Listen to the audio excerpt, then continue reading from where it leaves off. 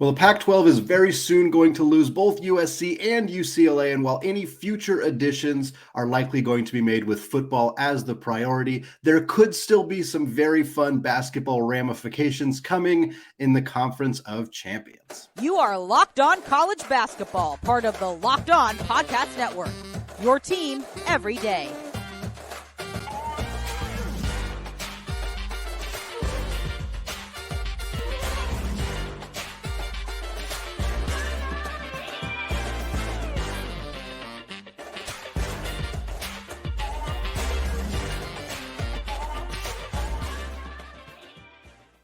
What is up? Welcome to the Locked On College Basketball Podcast, part of the Locked On Podcast Network, your team every day. I'm your host, Andy Patton, and I am thrilled to be joined today by Spencer McLaughlin, the host of both the Locked On Pac-12 and Locked On Ducks podcast. Spencer is part of the fraternity of people who host multiple Locked On podcasts. We know how that works. Spencer, I want to talk a lot about the Ducks later in the episode, but I really want to focus our conversation early here about the impending realignment going on in the Pac-12. Of course, USC, UCLA kind of stunned a lot of the college basketball world when they made the announcement that they are headed to the Big Ten.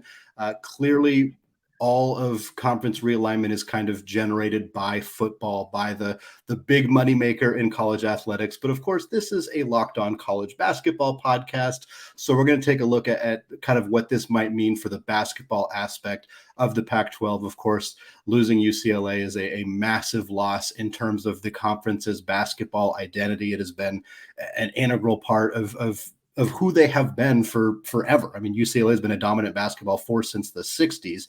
And so it's going to be a tough kind of road to replace that level of basketball success in the conference. I'm curious kind of your thoughts on what the Pac-12 might do, knowing that the decision is probably going to come down to elements outside of basketball, but how it might impact the basketball in the Pac-12.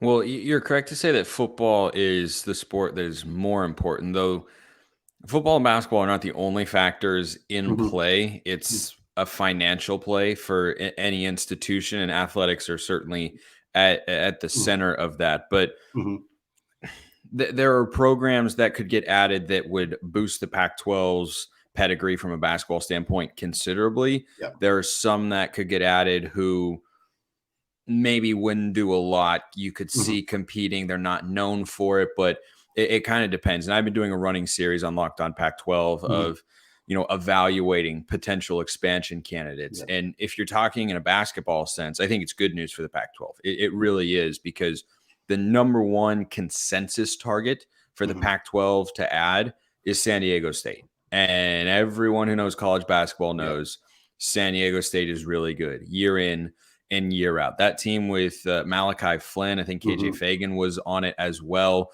that unfortunately didn't get the chance to compete in the tournament. Yep. That's a big what if in the college basketball world, because they were a number one seed. They were something like 29-5, 30 and 5. I mean, they were a really, really good team, but that's the caliber of program that they've been. Speaking of what ifs for that unfortunate occurrence, Oregon women's basketball wins the national championship. No one can convince me otherwise. You will not convince me otherwise. Anyway, had to shout out the Ducks there because it's 100% true. Like you had Sabrina Ionescu. That girl is not losing. They'll win it all. No, yeah, that's just okay. Anyway, so I think it's interesting because we always think about it in a football sense first, and understandably so. But a team like San Diego State would really step in and immediately fill the void left by UCLA. And when you're talking about this in a football sense, there's no one who can step in and fill the void left by USC with Lincoln Riley. Or UCLA with Chip Kelly. You can't do that from a caliber standpoint. Doesn't mean you can't add good teams who will be interesting, who could one day be good, but you don't have an immediate fill-in. But in basketball, you can find that in San Diego State. And depending on who the other team they add is, you could find a comp to USC. I think that caliber of men's basketball program exists at the Group of 5 level. It just depends on which team it is. But I think San Diego State slides in and immediately I mean, they're already a perennial top 25 team, right? I mean, they're not as good as UCLA this year at this point in the season, but they have been in years past. And UCLA with that Final Four run, remember, was an 11 seed, and San Diego State has consistently been above that. So I think that's what makes it kind of interesting on the back end of all this realignment talk is like, oh, how's the football team going to do? How can they compete? Do they have the facilities? Do they have the money? Do they have this, that, and the other thing? Yeah, that's all good and fine. But then the basketball impact is kind of secondary and not driving the bus here, but still very real. And I think San Diego State could slide in and just start being a top 10, 15 team consistently in the Pac-12. Absolutely. I mean, looking at the current KenPom standings, which is obviously not a perfect way to evaluate how a team would do in a different conference, but San Diego State 30th in KenPom right now, that would put them third in the Pac-12, second if you're not counting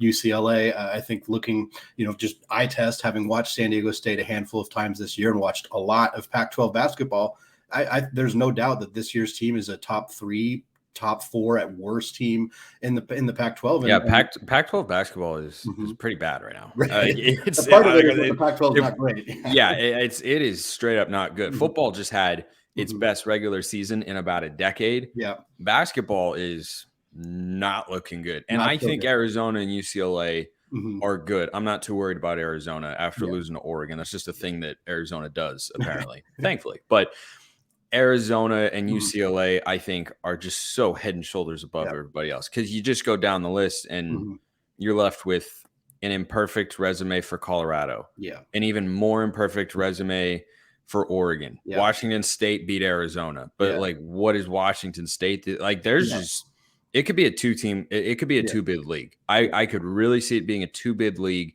if someone else doesn't make a surge. Like an Oregon or a Colorado and win the Pac-12 tournament. It could be Arizona, UCLA, and that's it for the Pac-12 in March Madness. Yeah, it's been a pretty rough year, and I kind of want to, you talked about San Diego State.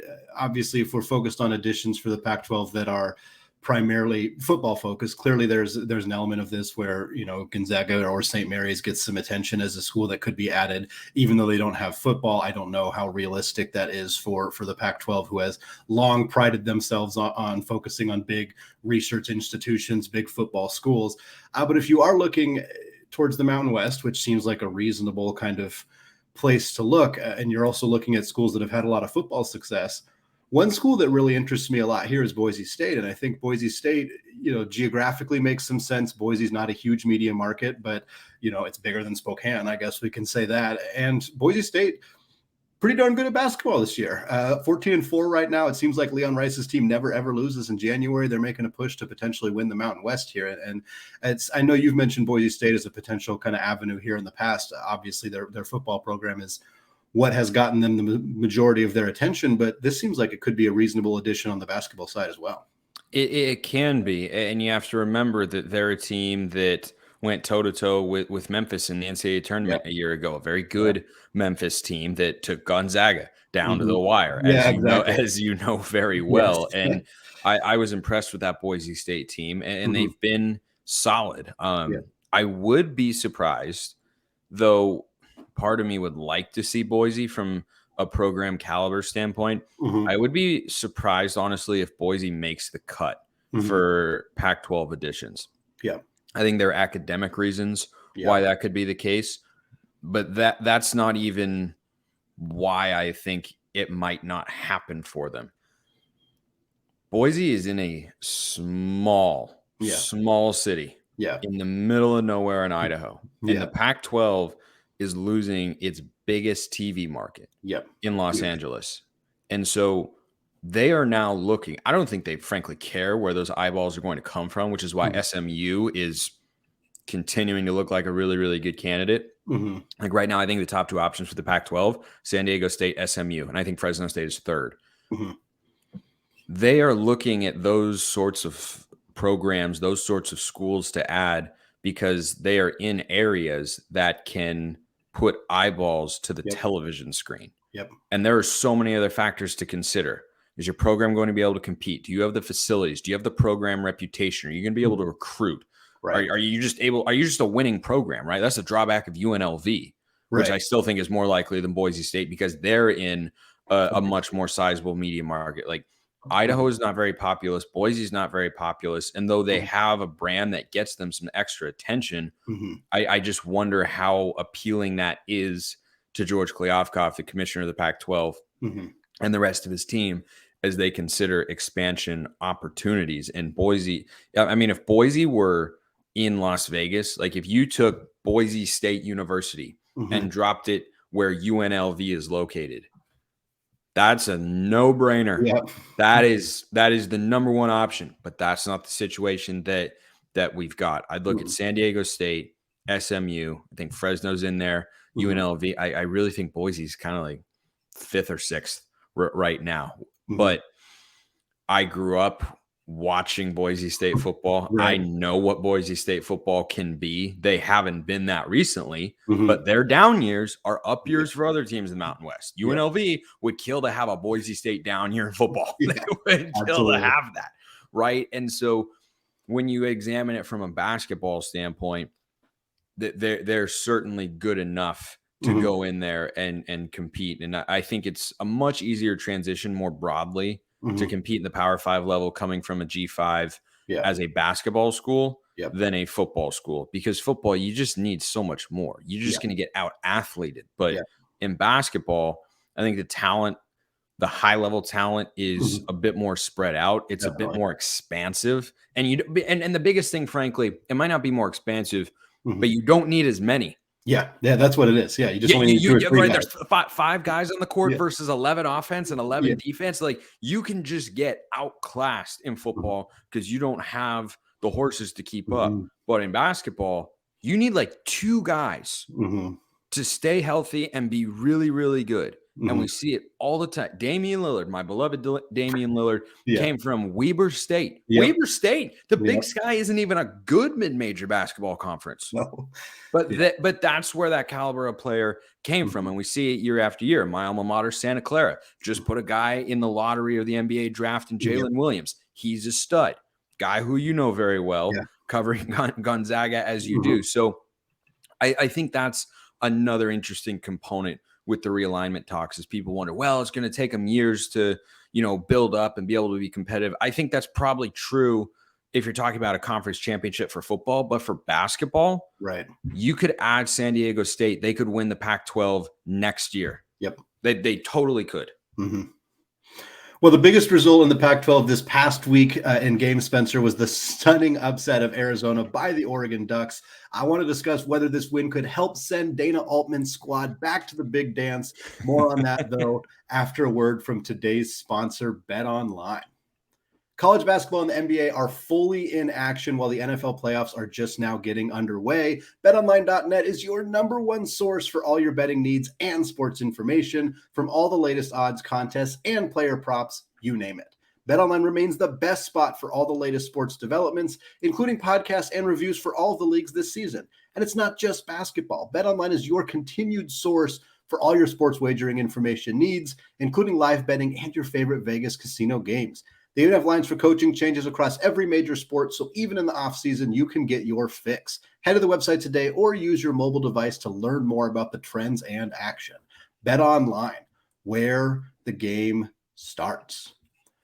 All right, Spencer, want to talk a little bit more about your Oregon Ducks. Obviously, a big win over Arizona on Saturday, part of 11 ranked teams that fell on Saturday. I think it's tied a record set all the way back in 2011 for the most ranked teams to fall on a single day. The Oregon Ducks, they didn't quite win this game in the first 2 minutes, but man, I feel like N'Faly Dante throwing down all over Kerr Kriisa right at the start of that game pretty much set the tone at Matthew Knight Arena for a big upset by the Ducks. Somebody who's watched a lot of Oregon basketball this year, obviously we talked about how the Pac-12 kind of does this year in and year out, where you see some cannibalism by some of the teams kind of more in the mid-range of the rankings. But did this look like the kind of game that could turn around Dana Altman's season, or was this more of a, hey, the Ducks like to beat Arizona at home? I want to say yes. I really want to, but I can't say that with any semblance of confidence. And here's why, Andy. We have seen what the team is capable of. And this was my take after the game as well. I don't know, and I would lean towards no as to whether this is going to be the game that turns the season around, because it looked like, though It was a good team. It wasn't quite as emotional because it was Utah. The Utah game was going to be a turning point. But then the Arizona State game happened, and that was a dud and a half. You were at home, and you got run off the court. It's one thing to lose. It's another thing to never be competitive and to get embarrassed on your home floor. And it's funny, I was texting with a friend, and I checked the score because I was broadcasting a game, and I looked at the Arizona State score, and I was like, oh my gosh, what is happening? It was like 73-45. I mean, it was just a disaster. Yeah. And I texted him, and the second thing I sent to him was, watch them beat Arizona on Saturday. Because that is what this team has been at their best. They're as good as anybody in the Pac-12. Their ceiling, their like absolute ceiling is Sweet 16, maybe Elite 8. Maybe Elite 8. It's not a Final Four team. Their ceiling, though, is probably the Sweet 16, which, gosh, I would be thrilled with right now if they were to somehow pull that off. But I just can't be confident in them at this point in time because I've seen too many ups and downs. I saw them play Houston really tight. Yeah. I watched them get housed by Utah Valley, who's a good team in the WAC. Right. You shouldn't lose that game at home. No. You just shouldn't. And I watched them look how they're supposed to against Washington State, but then I watched the Arizona State game. Right. And I watched Oregon State hang around with them. The Beavs are not very good again this year. Though somehow improved from a year ago, which is not saying a lot. Like Beavs are just coaching change, I think, is going to be coming after this season. But I can't be confident, though I trust Dana Altman generally. The offense is just anemic. It's not there. They have inconsistent, streaky shooters. And when the shooters are on, it looks like Arizona. And when the shooters are off, it's Utah Valley. Yeah. You can't have you can't be a good team or a great team and have that big of a gap between your peaks and your valleys. You just can't, because the great teams have bad off nights. That happens. I'm not expecting you to be perfect for a 30-plus game regular season. That's unrealistic. What is realistic is you don't drop more than one or two duds, and you don't keep fluctuating between so good and so bad. You can't be going between a 1 and a 10. You need to bottom out at a 4 and peak at an 8 or 9. But Oregon bottoms out at a 1. You know, like when they play well, this is their bar up here. Yeah. And then there's 50 feet of crap.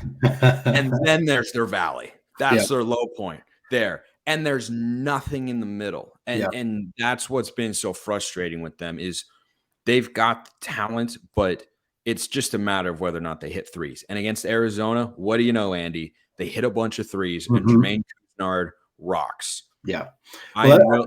Just one final thing. I'm willing to give the Ducks a pass on the early portion of the season sometimes because there were injuries, but the peaks and valleys have been too dramatic for me to have confidence that, that's the game that's going to turn around. No, you got to go out and show it. They play, I'm pretty sure it's Stanford and Cal this week. Yeah. If you lose either of I won't be shocked if they split those games. Yeah.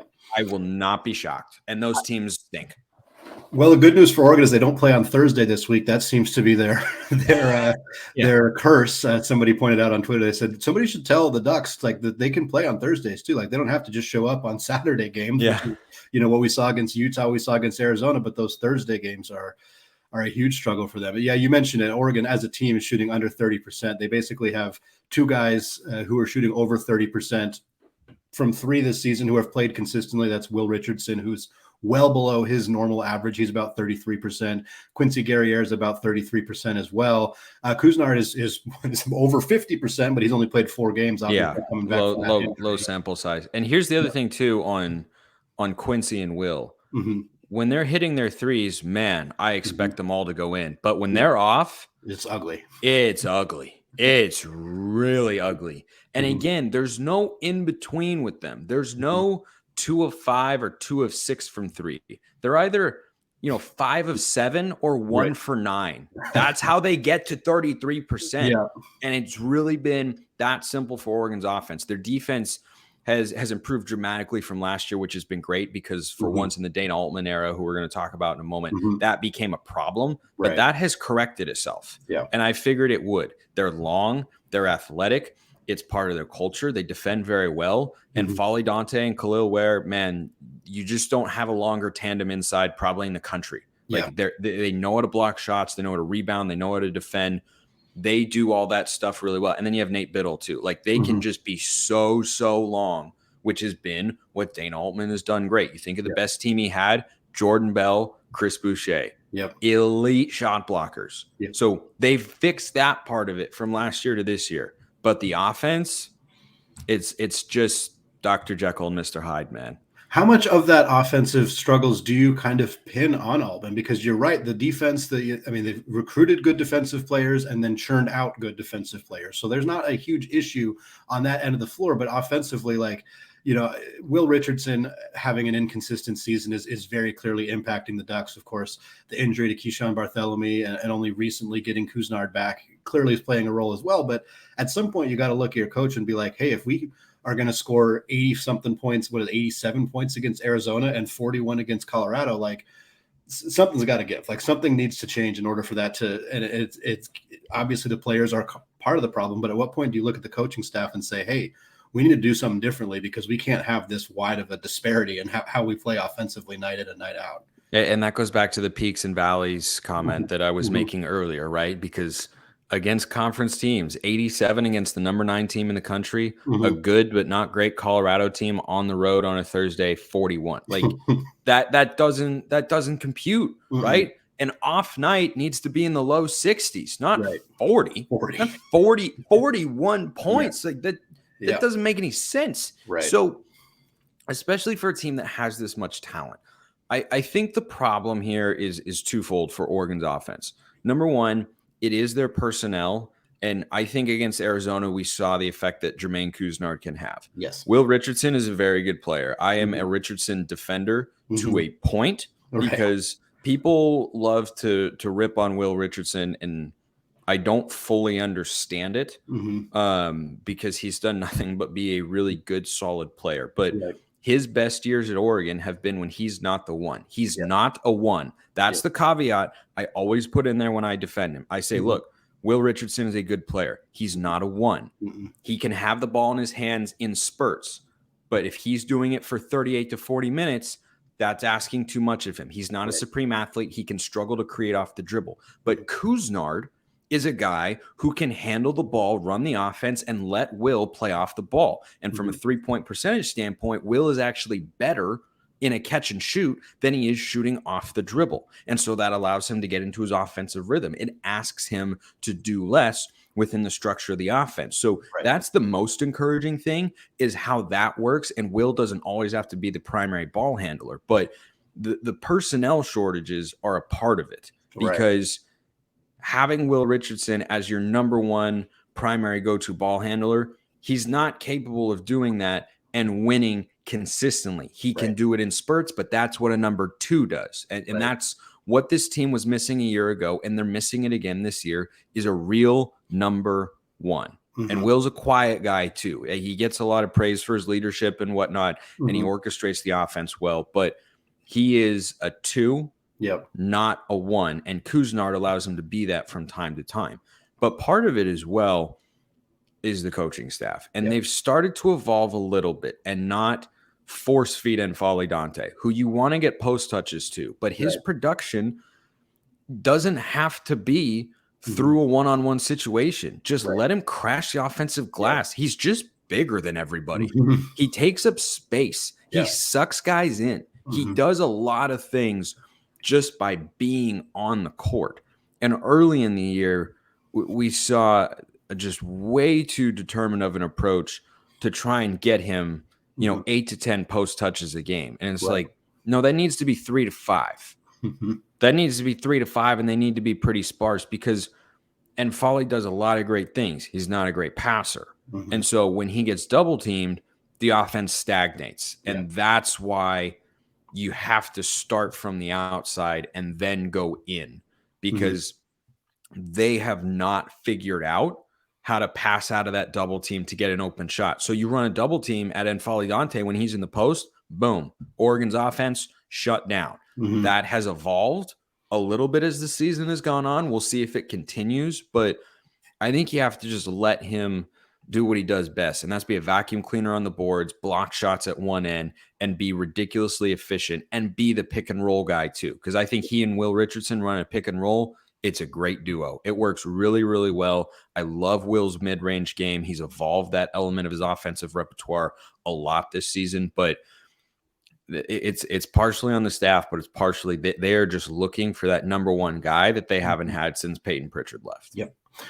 Well, one area that I think it's much more difficult to criticize Dana Altman is on the recruiting trail. And you got to look no further than the 2023 class that they have coming in. Absolutely stacked. KJ Evans, Mookie Cook, Jackson Shellstead, who's playing wide receiver at Wesleyan High School, but also a very, very talented top 50 point guard in that class.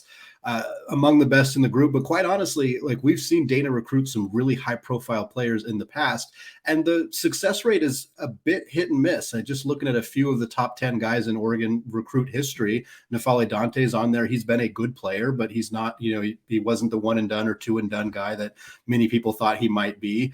Troy Brown, Louis King, CJ Walker, guys who didn't really pan out. Nate Biddle hasn't looked quite like a potential top 10 guy. So again, you kind of have to wonder if there becomes a breaking point. I don't think Dana Altman's seat is particularly hot, but this recruiting class that they have coming in is electric and is lights out. And you got to start to wonder, hey, if this group doesn't perform, I think there's going to have to start being some conversation about how much longer Dana's going to be the coach of the Ducks. Do you kind of agree with that sentiment? I do. And I think it's paramount to highlight first and foremost, you have to give him next year. I don't care what happens this year. You have to give Kwame Evans or KJ Evans and oh my gosh, and Mookie Cook. I lost his first name because it's a nickname of sorts, but you have to give that a chance. You can't jeopardize that. You don't want to bring in a coach and try and have him convince those guys to stay committed. Right. If Oregon ends the year 16-15, I don't know exactly how many games they have left, but if they end the year 16-15 and they go to the CBI and there's no NCAA tournament, you give Dana that year because you have both of those guys and you have to let that play out. You cannot with guys of that caliber who, we saw with that Duke team with Zion and Cam Reddish and RJ Barrett, they went to the Elite Eight because those guys were just that good. And those two have the potential to be that sort of player. I hope this season ends well. I'm not optimistic about the Ducks' prospects of doing that right now. But if they are able to do something, like unless it's a full-blown I changed my mind. Even if it ends in a full-blown disaster, you lose both games to Cal, you end under 500, you have to give one more year. And if they miss the NCAA tournament this year, which they probably will, hope they don't, then that's frustrating. Totally understand it. It's 2 years in a row. You got to give it one more year for those guys. And if that doesn't work, then you need to look for a new coach. That's the timeline that I'm operating on, just because those guys have such high potential. Yep. Without a doubt. Spencer, I want to thank you for taking the time out of your day. I know you're traveling right now, so it's very much appreciated to sit down, have a conversation about the Oregon Ducks, about the Pac-12. Looking forward to the next time already. Yeah, indeed, Andy. I'm around all the time. Always looking to talk college hoops. Locked on Ducks and Pac-12 are a lot of football stuff, but I'm following college hoops very, very closely. Week in and week out. I was watching my buddy on the broadcast for Tulane going up against number one Houston earlier tonight as we record this. Jack Benjamin on the call. Remember that name, everybody. You'll be watching and hearing from him soon if you haven't already. He's a stud. All right, well, that is going to do it for us today. Check out the show wherever you get podcasts. Go find us on YouTube as well. Go hit that red subscribe button if you haven't done so yet. Thank you again all for listening, and peace out.